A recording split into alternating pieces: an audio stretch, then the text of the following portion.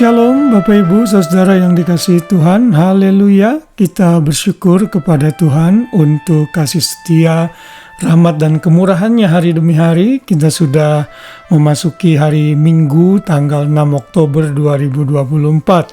Haleluya. Dan hari ini di Sydney khususnya Daylight Saving mulai start, sehingga waktu perbedaan dengan Indonesia menjadi 4 jam sekarang. Dan di Sydney bila Daylight Saving seperti ini, jam 8 malam masih terang dan kita bisa menikmati sunlight lebih lama. Itulah tujuan dari diadakannya Daylight Saving di Australia, sehingga lebih save energi untuk rumah-rumah tentunya. Haleluya, saya percaya Bapak Ibu Saudara semua sudah beribadah dan melayani di gereja masing-masing. Dan sekarang mungkin saudara siap untuk beristirahat, tidur, menikmati kebaikan Tuhan dalam istirahat saudara sepanjang malam. Saudara, sadarkah kita kalau kita masih bisa tidur dengan baik, itu semua karena anugerah Tuhan. Karena tidur membuktikan melalui penelitian kesehatan akan memulihkan sel-sel yang sudah rusak, sehingga setiap bangun tidur biasanya kita refresh gitu setiap hari. Dan hari ini kita kembali belajar firman Tuhan yang masih belajar mengenai eksistensi manusia. Kita mesti mengerti siapa kita, bagaimana kita, dan kemana kita pergi. Dan Alkitab adalah sumber informasi di mana kita bisa menggali keberadaan kita sebagai manusia ciptaan Tuhan yang mulia. Hari ini saya beri judul Allah Tritunggal Menciptakan Manusia.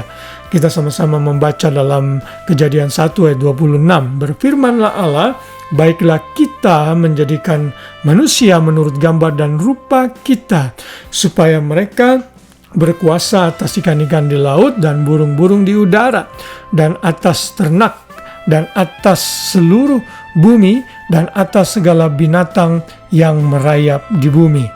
Bila kita melihat ayat ini, ada indikasi pluralisme di dalam diri Allah itu sendiri. Di dalam bahasa Ibrani, bagian kata yang mengatakan baiklah kita menjadikan manusia menurut rupa dan gambar kita, itu adalah verb dari kata naaseh. Jadi Elohim naaseh, verb ini para Bible scholars, para ahli teologia sudah sepakat bahwa ini menggambarkan pluralisme di dalam diri Allah itu sendiri. Karena itulah kita mengambil kesimpulan bahwa di dalam penciptaan manusia, Allah Tritunggal itu bekerja bersama-sama untuk menciptakan manusia segambar dengan Tuhan kita. Ayat paralel lain tentunya dalam Kejadian 3 ayat 22 yang adalah ayat sebelumnya, beberapa ayat sebelumnya. Berfirmanlah Tuhan Allah, sesungguhnya manusia itu telah menjadi seperti salah satu dari kita, tahu tentang yang baik dan yang jahat, dan seterusnya. Sekali lagi kata kita di sini muncul. Juga dalam Kejadian 11 ayat 7 mengenai menara Babel, baiklah kita turun dan mengacaukan di sana bahasa mereka, sehingga mereka tidak mengerti lagi bahasa masing-masing. Tentunya saya tidak memiliki waktu untuk menjelaskan konsep Tritunggal, tetapi itulah yang Alkitab nyatakan di dalam firman-Nya, bahwa Tuhan kita itu adalah 3 pribadi. Mereka bisa dibedakan tapi tidak dapat dipisahkan. Bapa bukan Tuhan Yesus bukan Bapa, Tuhan Yesus bukan Roh Kudus bukan Bapa. Jadi mereka bisa dibedakan namun tidak bisa dipisahkan. Ini 3 pribadi yang seringkali menjadi serangan dari agama-agama lain, dan sulit sekali untuk dimengerti dengan akal sehat kita. Bahkan kalau kita mau mencari ilustrasi pun kita harus hati-hati, karena tidak ada ilustrasi yang benar-benar tepat menggambarkan Tuhan Tritunggal yang menyatakan dirinya dalam 3 pribadi.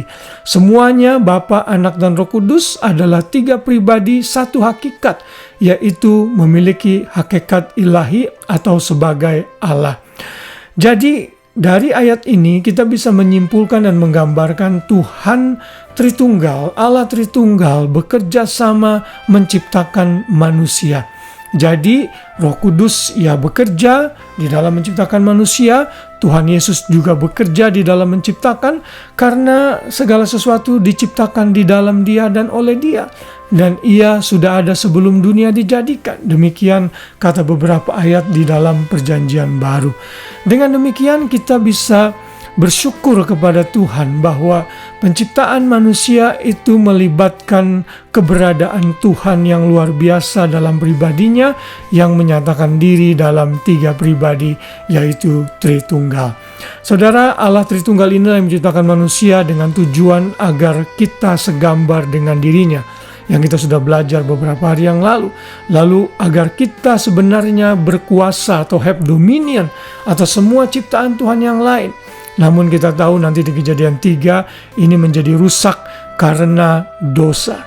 Saudara, apa yang kita sudah pelajari pada hari ini kiranya mengingatkan kita dan membuat kita selalu bersyukur karena Tuhan Tritunggal yang kita sembah dalam Bapa, Anak, dan Roh Kudus itu sudah menciptakan manusia. Dia menciptakan saudara dan saya segambar dengan Dia. Haleluya. Mari bersyukur selalu atas keberadaan kita.